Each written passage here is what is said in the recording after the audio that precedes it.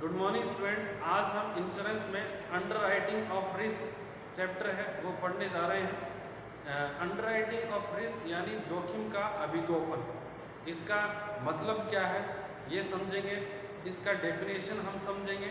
इसके साथ ही जो अंडरराइटिंग की नीड क्या है इंश्योरेंस में ये भी हम समझेंगे, इम्पोर्टेंस क्या है, अंडरराइटिंग की प्रोसेस है वो कौन कंडक्ट करता है, अंडरराइटर कौन होता है।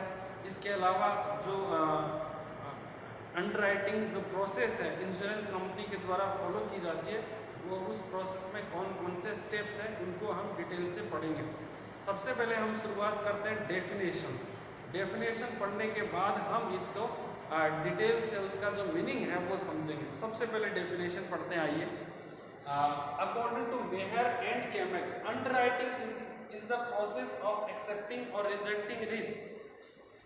अभिगोपन या अंडरराइटिंग एक ऐसी प्रक्रिया है जिसमें हम रिस्क को एक्सेप्ट करते हैं या रिजेक्ट करते हैं, स्वीकार करते हैं या अस्वीकार करते हैं। तो रिस्क को अस्वीकार करना या स्वीकार करने की जो प्रक्रिया है उसको हम क्या कहते हैं, अंडरराइटिंग। यहाँ पर रिस्क का मतलब क्या है कि जो प्रोस्पेक्टिव इंश्योर्ड है यानी जो संभावित बीमित है, बीमा कराने वाला व्यक्ति, उसकी जोखिमों से आशय है, उसकी जोखिमों से यहाँ पर रिलेट किया गया है कि जो संभावित या जो प्रोस्पेक्टिव इंश्योर्ड है उसकी रिस्क को एक्सेप्ट करना है या रिजेक्ट करना है। तो ये एक्सेप्ट और रिजेक्ट करने की जो प्रोसेस है उसको हम अंडरराइटिंग कहते हैं। ये जो डेफिनेशन है वो मेहर एंड कैमेक ने दी। इसके अलावा जो नेक्स्ट डेफिनेशन है, according to Frank Joseph Angell, underwriting involves a determination of whether a given application will be accepted or declined। जो जोसेफ है उन्होंने अलग तरीके से डिफाइन किया है कि जो एप्लीकेशन है इंश्योरेंस का उसको एक्सेप्ट करना है या रिजेक्ट करना है, इसकी जो प्रोसेस है उसको हम अंडरराइटिंग कहते हैं। अब देखिए, अंडरराइटिंग का हम बहुत ही आसान शब्दों में मीनिंग समझते हैं। अंडरराइटिंग एक ऐसी प्रक्रिया है जिसमें बीमा प्रस्ताव को रिस्क तत्व या फैक्टर के आधार पर हम स्वीकार करते हैं या अस्वीकार करते हैं। इस प्रक्रिया को अंडरराइटिंग ऑफ रिस्क कहा जाता है, ठीक है ना।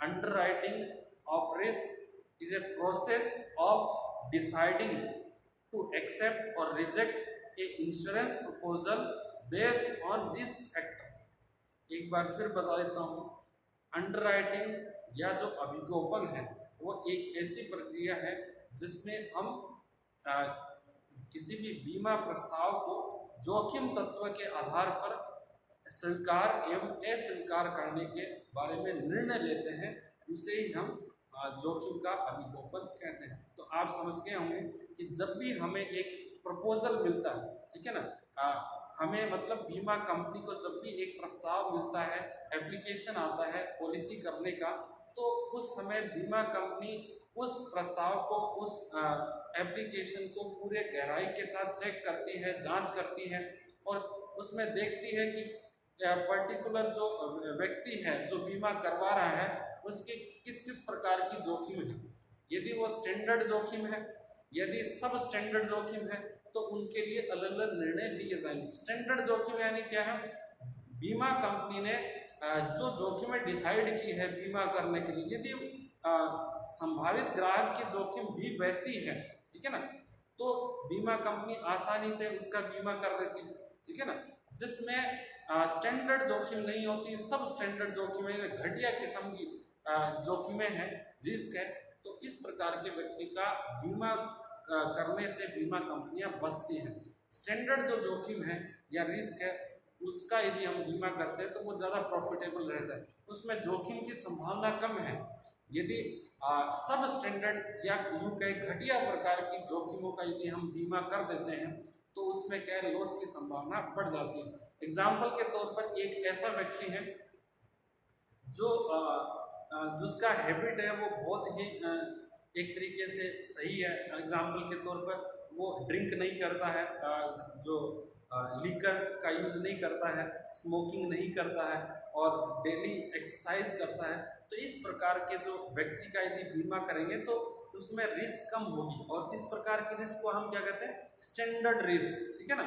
और बीमा कंपनी ऐसे व्यक्ति का बीमा आसानी से कर सकती है। इसके अलावा एक व्यक्ति है जो जिसका जो अपराधी किस्म का व्यक्ति है, जो मर्डर करता है हमेशा और ज़्यादा जोखिम उठाता है, जो रॉबरी करता है और उसका जो लिकर का कंजप्शन करता है, स्मोकिंग करता है, इस प्रकार के जो व्यक्ति है उस पर रिस्क ज़्यादा होती है, यानी वो घटिया प्रकार की जोखिमों से घिरा हुआ व्यक्ति है। सबस्टेंड रिस्क जो है वो ज़्यादा है ऐसे व्यक्ति पर। तो इस प्रकार के व्यक्ति का बीमा कंपनियां बीमा करने से बचती है। कैंसर का पेशेंट है तो उसमें भी जोखिम ज़्यादा है, सब स्टैंडर्ड रिस्क है, बीमा कंपनियां बीमा नहीं करती, ठीक है ना। इसके अलावा डायबिटीज़ का पेशेंट है, हाई बीपी का पेशेंट है, तो इस प्रकार से बीमा कंपनियां मोस्टली अवॉइड करती है ऐसे लोगों का बीमा करना।